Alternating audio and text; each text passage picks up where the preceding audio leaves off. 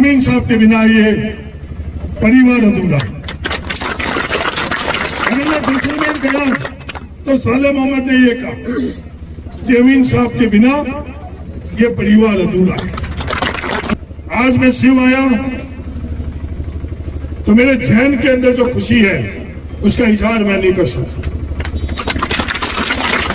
12 महीने जब परिवार के हम लोग दूर बैठते थे, 12 महीने में एक दिन भी अमीन साहब मैं बाइतू गया हूं और सिमरता राम जी ने मुझे ओढ़वा नहीं दिया, एक दिन भी ऐसा नहीं है।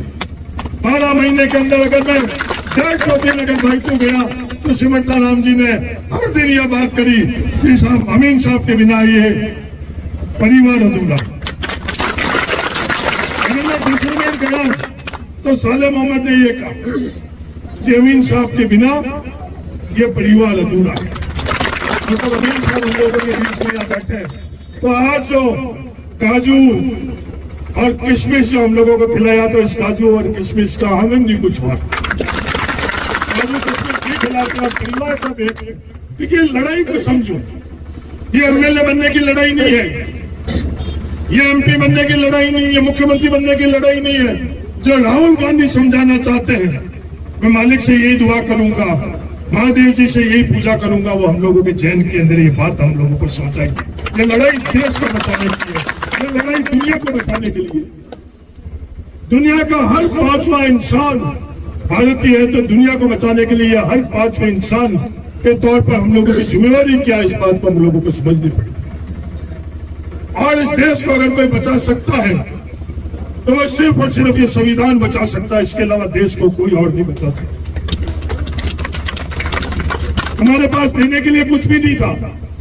अमीन साहब ने जो पट्टू से हम लोगों का स्वागत किया तो हम लोगों के पास देने के लिए वही था, संविधान था, और वही हम लोगों के पास इकलौती चीज है कि एक दूसरे को हम लोग इस संविधान के मार्फत से जोड़े और संविधान की छतरी के अंदर देश को हम लोग सुरक्षित।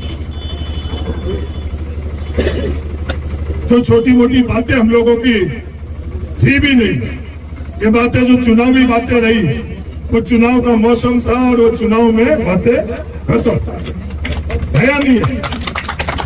आपस में भाई भी चुनाव में लड़ते थे, भाई नहीं लड़ते थे।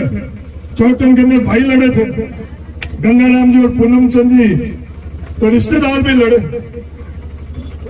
हम लोगों के बीच में आपस के कई मुद्दे हो सकते हैं, प्रतिस्पर्धा हो सकती है, हम राजनीतिक जमात वालों की अपनी इच्छाएं हो सकती है आगे बढ़ने के लिए। अगर देश का संविधान नहीं रहेगा तो ये इच्छाई प्रतिस्पर्धा कुछ भी नहीं रहेगी। ये बात हम सब लोगों को समझना।